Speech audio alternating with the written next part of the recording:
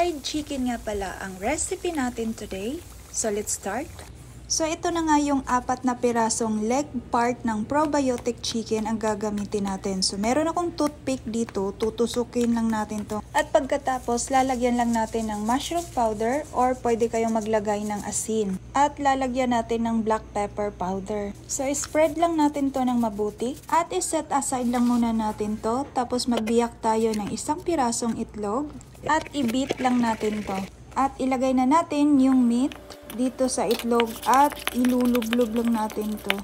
At ang susunod nating gagawin, maglagay tayo ng konting all-purpose flour, gluten-free yung gamit ko. Tapos ipaghalo natin ang crispy fry powder. Maglagay lang din tayo ng konting garlic powder but this is optional. So i-mix lang natin to ng mabuti. At pag ready na, ilublog na natin dito ang meat.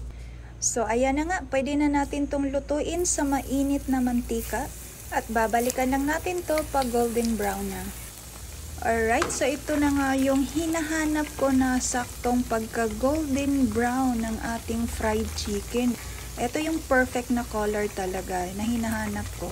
At ito na nga yung finished product natin, crispy fried chicken. At paborito talaga to ng mga bata. Kahit nga matatanda, paborito nga to. So thank you for watching!